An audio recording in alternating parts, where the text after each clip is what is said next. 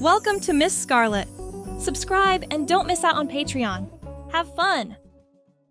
As the insistent buzz of the doorbell broke the silence, Coulson pried himself away from the mirror, scrutinizing his reflection one final time. His transformation into Athena was almost complete. The blonde wig, a cascading waterfall of curls, framed his face perfectly. Green eyes sparkled with a playful glint under the enhancement of lavender eyeshadow, and the delicate pink lipstick seemed to bring the whole ensemble to life. "Just a moment," he sang out, his voice modulated to match the persona.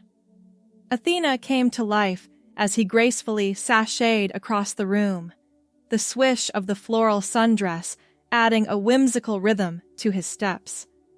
Anticipation built as he expected the arrival of his precious cargo, a specialized set of makeup brushes. With a quick tug, the door opened, revealing the delivery person, package in hand. "Coulson Walsh?" With a swift, graceful movement, Coulson signed the proffered signature pad, his poise never breaking, even under scrutiny. The package was smaller than Coulson had anticipated. He stepped outside onto his small porch to examine it in better light, letting the door swing shut behind him. The click that followed sent an immediate bolt of panic through his system. Coulson spun around, the heels making him wobble slightly as he grabbed for the doorknob. It didn't budge. He tried again, twisting harder, but the result was the same. The automatic lock had engaged, and he was standing outside his apartment, as Athena, with no key, no phone, and nowhere to hide. No, he whispered, feeling his heart rate accelerate. His eyes darted around frantically. The package in his hands suddenly felt insignificant compared to the problem he faced.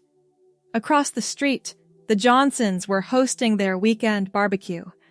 At least a dozen people milled around their front yard, occasionally glancing in his direction. The scent of grilling meat wafted through the air, a stark contrast to the atmosphere of dread enveloping Coulson. He pressed his back against the door, contemplating his options. Breaking a window would be expensive and potentially dangerous. Waiting for his roommate to return wasn't viable. Tom wouldn't be back until tomorrow. He needed a phone to call a locksmith, and the only people nearby were the neighbors he'd always managed to avoid while dressed as Athena. The blonde wig caught a ray of afternoon sunlight as he took a deep breath, squaring his shoulders. There was no choice. He had to cross the street and ask for help. Coulson carefully descended the 3 steps from his porch, conscious of each movement in the unfamiliar heels. The floral pattern of the sundress fluttered in the gentle breeze as he began his journey across the asphalt, package clutched to his chest like a shield. The conversation at the barbecue faltered as he approached. Several heads turned, and Coulson felt his cheeks warming beneath the foundation he'd so carefully applied earlier. Mrs. Johnson, a woman in her 50s with a kind face and salt and pepper hair, stepped forward as he reached the edge of their lawn. "Hello there," she said, her eyes curious but not unkind. "Can I help you?" Coulson cleared his throat subtly. "Hi, I'm so sorry to interrupt your gathering. I've locked myself out of my apartment across the street and my phone is inside. Could I possibly borrow someone's phone to call a locksmith?" His voice stayed in Athena's higher register naturally. Panic had a way of preserving whatever mental state you were in when it struck. Mrs. Johnson's face brightened with recognition. "Oh, you must be Coulson's friend. I've seen you coming and going.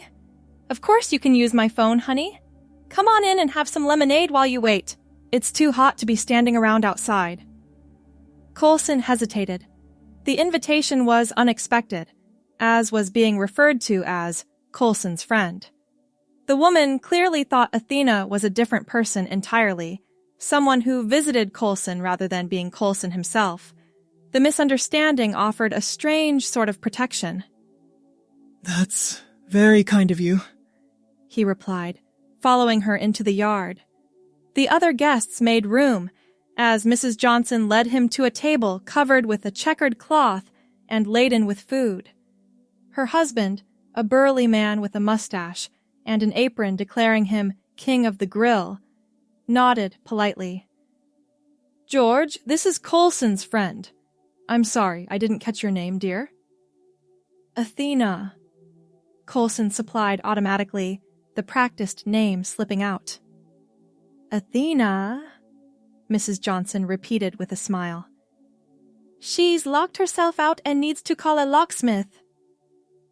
George extended a hand covered in a grilling mitt. "Nice to meet you, Athena. Shame about getting locked out. Barbara's phone is on the table over there." Coulson accepted the lemonade Mrs. Johnson, Barbara, offered and made his way to the phone. The ice clinked in the glass as he dialed the number for the local locksmith, keeping his voice low and feminine as he explained the situation. "They'll be here in about 45 minutes, he announced after hanging up, returning to Barbara's side. "Thank you so much for your help." "It's no trouble at all," Barbara assured him. "Why don't you join us while you wait? We've got plenty of food, and it's always nice to meet new neighbors, or friends of neighbors, in your case." The thought of spending nearly an hour maintaining Athena's persona in front of a crowd of strangers was daunting, but refusing their hospitality seemed worse. Coulson managed a smile, adjusting the strap of his sundress slightly. "Thank you. That's very generous." Barbara guided him to a chair in the shade of a large oak tree. "So, how do you know Coulson?" she asked, settling into the seat beside him. Coulson took a sip of lemonade, buying time. "We've known each other for years," he said carefully. "We met through mutual friends." "He's such a quiet neighbor," Barbara commented. "Keeps to himself mostly. It's nice to know he has friends visiting. Do you live nearby?" "Not too far," Coulson replied vaguely, grateful when one of the other guests interrupted to ask Barbara about the potato salad recipe. For the next half hour, Coulson navigated a series of casual conversations, revealing little about himself while learning much about the neighbors he'd barely spoken to in the year he'd lived across the street. The blonde wig framed his face as he nodded and smiled, occasionally brushing a stray strand behind his ear, in a gesture he'd practiced in the privacy of his apartment. A young woman named Rachel, Barbara's daughter, complimented his dress. "That floral pattern is gorgeous! Where did you find it?" "A small boutique downtown," Coulson answered, remembering the online store he'd actually purchased it from. "They have lovely pieces." "And your makeup is flawless," Rachel continued. "I can never get my eyeshadow to blend like that." "It takes practice," Coulson said, feeling a strange pride at the compliment. "I could show you sometime." The offer came automatically, before he realized what he was suggesting. Rachel brightened. "I'd love that! Maybe next time you visit Coulson we could get together." "That would be nice," Coulson agreed, mentally noting that he'd need to create some excuse later to explain why this meetup would never happen. The conversation shifted to local events and town gossip. Coulson found himself relaxing slightly, the initial terror of the situation fading into a kind of surreal acceptance. The strappy white heels no longer pinched his feet, and the sundress felt natural against his skin as he leaned back in the chair, crossing his legs in a feminine pose that had become second nature during his time as Athena. A car pulling up to the curb caught his attention. The vehicle bore the logo of Swift Locksmith Services on its side. Relief and anxiety mingled in Coulson's chest as he stood, smoothing the front of his dress. "I think my savior has arrived," he announced to Barbara with a smile. "Thank you so much for the lemonade and company. You've been incredibly kind." "Of course, dear," Barbara replied, standing as well. "Would you like George to go with you, just to make sure everything goes smoothly?" "That's not necessary," Coulson assured her quickly. "I'll be fine." He made his goodbyes, accepting a business card from Rachel with her number scribbled on the back for that makeup tutorial, and crossed back to his apartment where the locksmith was already examining the door. The locksmith was a middle-aged man with thinning hair and weathered hands that spoke of years in the trade. He looked up as Coulson approached, the heels announcing his arrival with their distinctive click against the pavement. "Mrs. Walsh?" the locksmith asked, straightening up. Coulson hesitated for a fraction of a second before nodding. "Yes, that's me. I'm Dan from Swift Locksmith. Got yourself locked out, ma'am?" "Unfortunately, yes," Coulson replied, adjusting his voice to maintain Athena's softer tones. "I stepped out to get a package, and the door closed, behind me." Dan nodded sympathetically. "Happens more often than you'd think. This shouldn't take long to sort out." Coulson stood to the side, watching as Dan worked on the lock with practiced efficiency. Across the street, the barbecue continued, but he noticed Barbara and a few others occasionally glancing over with friendly waves, which he returned with a flutter of his fingers. "So, this heat wave is something, isn't it?" Dan commented as he worked, making casual conversation. "They say it'll break by Wednesday." That would be nice, Coulson agreed, feeling perspiration beginning to form at his temples. He hoped it wouldn't affect his foundation or the careful contouring he'd done earlier. "Been in the neighborhood long, ma'am?" Dan asked, switching tools. "About a year," Coulson replied, realizing he was answering as himself rather than maintaining the fiction that Athena was a visitor. "It's a good area. Friendly folks," Dan observed, nodding toward the barbecue. "Not everyone would invite a stranger in like that." "They were very kind," Coulson agreed, feeling a twinge of guilt for the deception, however unintentional it had started. Dan worked the lock for a few more minutes before there was a satisfying click. He turned the handle, and the door swung open. "There we go, ma'am. Good as new." "Thank you so much," Coulson said with genuine relief, reaching for his wallet, which he'd fortunately tucked into a small pocket hidden in the seam of the dress. "How much do I owe you?" Dan quoted the fee, and Coulson paid, adding a generous tip that made the locksmith's eyebrows rise slightly. "That's mighty generous, ma'am. Thank you." "You saved me from a very awkward situation," Coulson replied with a small laugh. "It's well deserved." Dan tipped an imaginary hat. "Always happy to help a lady in distress. You have a good rest of your day now, ma'am." "You too," Coulson replied, watching as the locksmith returned to his vehicle. Once alone, Coulson stepped inside his apartment and closed the door behind him, leaning against it with a long exhale. The familiar surroundings of his living room had never looked so welcoming. He kicked off the strappy white heels, feeling the immediate relief in his arches. The package that had caused this entire ordeal sat on the small table by the door, where he'd set it down before the locksmith began working. Coulson picked it up and carried it to the couch, collapsing onto the cushions with a mixture of exhaustion and lingering adrenaline. As he sat there, the events of the afternoon played through his mind. What had started as a moment of panic had transformed into something unexpected.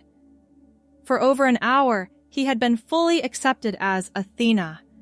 not just by strangers who had no reason to question his appearance, but by neighbors who presumably knew Coulson Walsh as the quiet man across the street.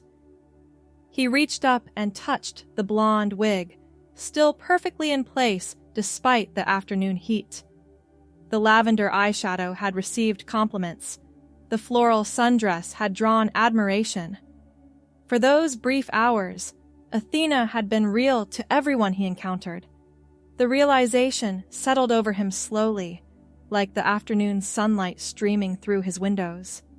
There had been no mockery, no suspicion, no uncomfortable questions, just acceptance and kindness. He had been seen as a woman, treated as a woman, addressed as ma'am throughout the entire interaction, and it had felt right.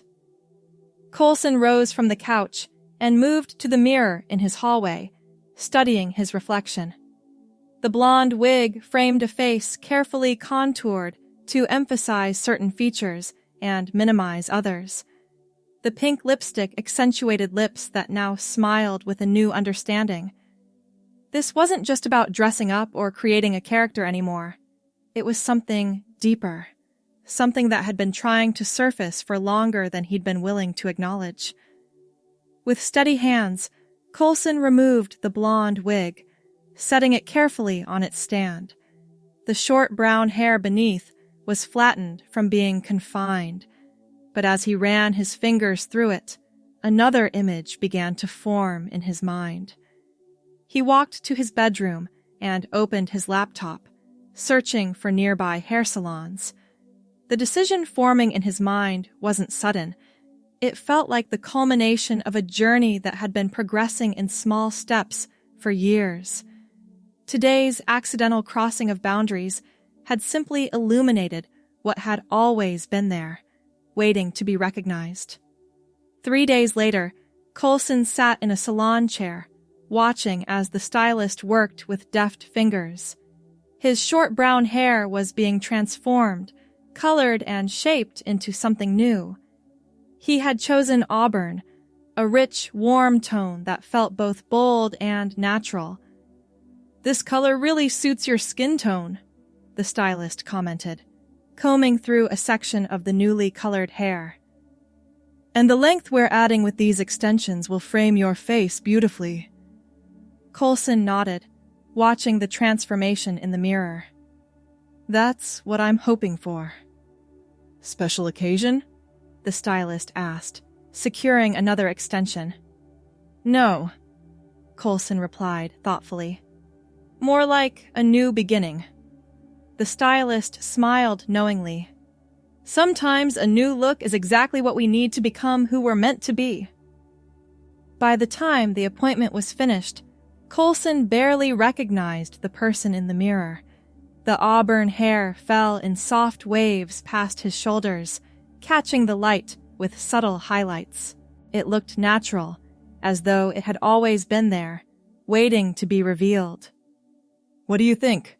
the stylist asked, holding up a hand mirror to show the back. "It's perfect," Coulson said softly, turning his head to see the hair from different angles. "Exactly what I wanted." The stylist beamed. "I'm so glad. It really does look stunning on you." Coulson paid for the service, leaving the salon with a lighter step and a heavier head, the unfamiliar weight of the hair extensions, a constant reminder of the change. But it was a welcome weight, a chosen one. The next step came a week later, after consultations and research. Coulson sat across from Dr. Eleanor Winters, a therapist specializing in gender identity issues. Her office was warm and inviting, with plants on the windowsill and abstract art on the walls. "So," Dr. Winters began, her voice gentle but professional. "Tell me what brings you here today." Coulson took a deep breath, the auburn hair falling forward slightly as he leaned in. "I think I've been living as someone I'm not for my entire life, and I'm ready to change that." Dr. Winters nodded, her expression open and understanding. That's a significant realization. Can you tell me more about how you came to it?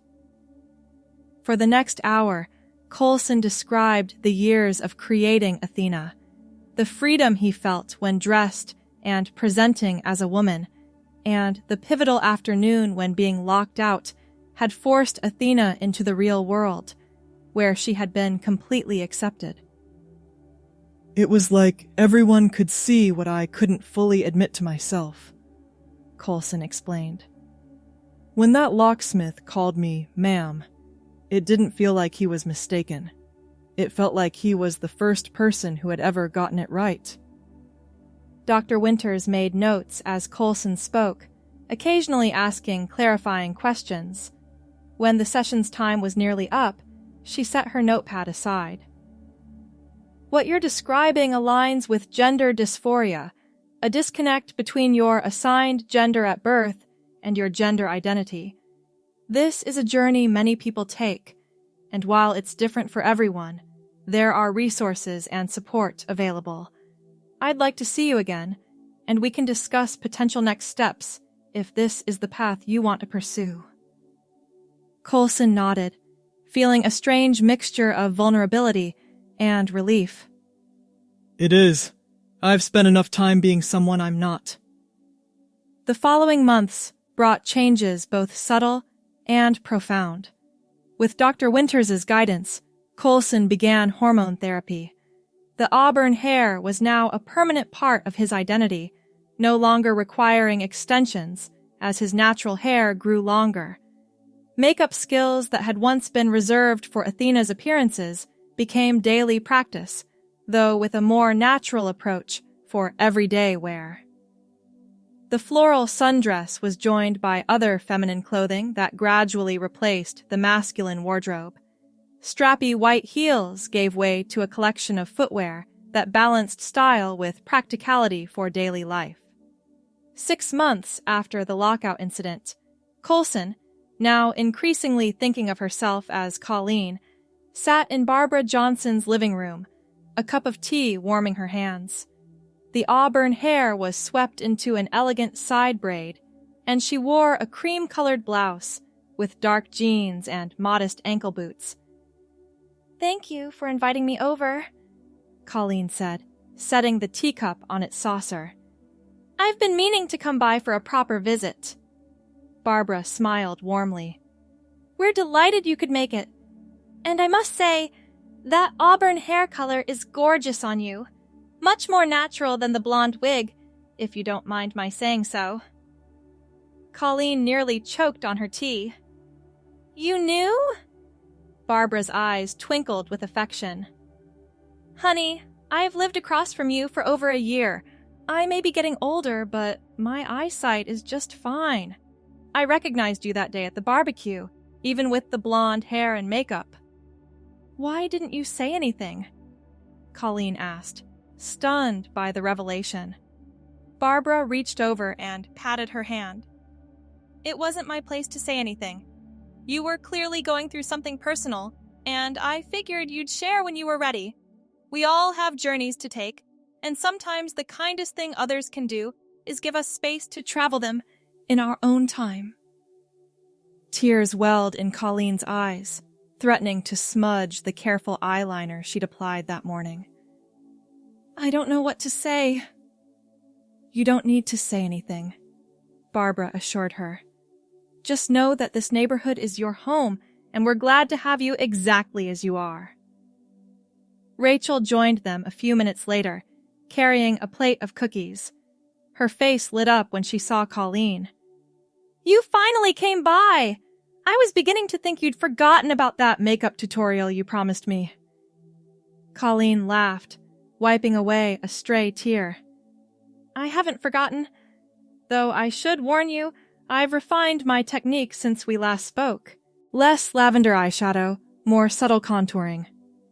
"Perfect," Rachel declared, setting down the cookies. "I could use some subtlety in my routine. Mom says I look like I'm headed to a nightclub even when I'm just going to the grocery store." The afternoon passed in a haze of laughter and stories. Colleen found herself sharing parts of her journey, encouraged by the unconditional acceptance she found in Barbara's living room. When George arrived home from work, he joined them without missing a beat, treating Colleen with the same respectful warmth he'd shown Athena months earlier. As evening approached, Colleen prepared to leave, gathering her purse and slipping back into her ankle boots. "You must come for dinner next weekend," Barbara insisted, walking her to the door. "George is smoking a brisket, and he takes immense pride in it. Say you'll come." "I'd love to," Colleen agreed, her heart full. "Thank you for everything today." "That's what neighbors are for," Barbara replied with a wink. "Or friends, which I hope we are becoming." "Definitely friends," Colleen confirmed, embracing the older woman before stepping outside.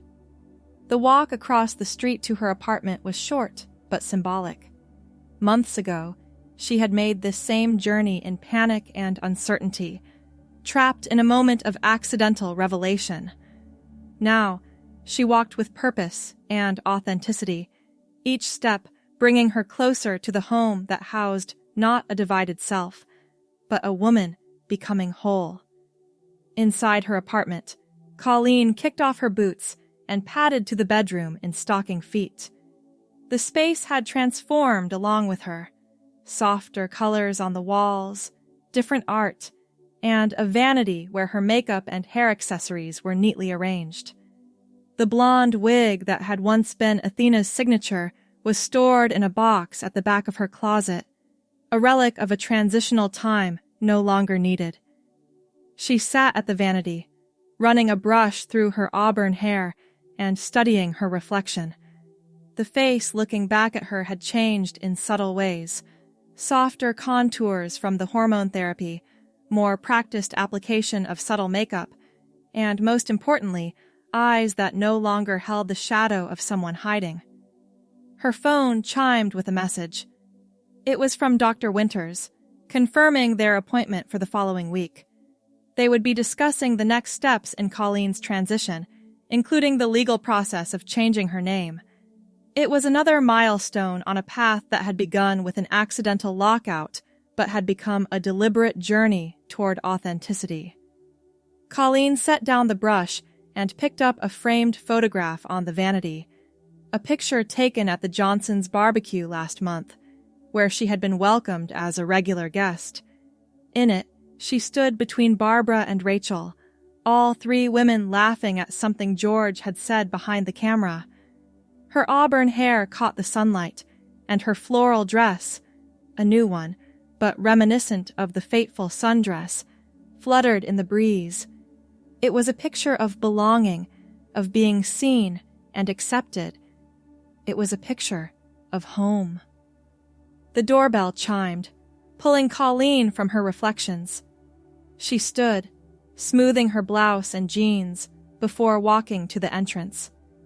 Through the peephole, she could see the same delivery courier who had brought the package that day, the catalyst for everything that followed. She opened the door with a smile. "Hello, again." The courier looked up from his digital pad, recognition dawning slowly. "Ms. Walsh, I've got another delivery for you." "Thank you," Colleen said, accepting the package and signing the digital form. This time, it contained books on gender transition that she'd ordered to better understand her journey. As the courier turned to leave, Colleen called after him. "Wait!" He paused, looking back curiously. "I just wanted to say thank you," she said, her voice soft but clear. "For a delivery you made about 9 months ago. It turned out to be more important than you could have known." The courier's confusion was evident, but he nodded politely. "Just doing my job, ma'am. Have a good evening." "You too," Colleen replied, watching him walk away. She closed the door carefully, making sure it didn't lock behind her. Then she carried the package to her living room, settling on the couch to open it. As she pulled out the books, each one representing another step in understanding herself, she felt a profound sense of gratitude for that accidental moment when a door had closed and a life had opened. The auburn hair fell forward as she bent over the books, a curtain of color framing her view of the future she was creating. One page, one day, one authentic choice at a time. Thanks for watching, my girlies! Be sure to check out Patreon for more!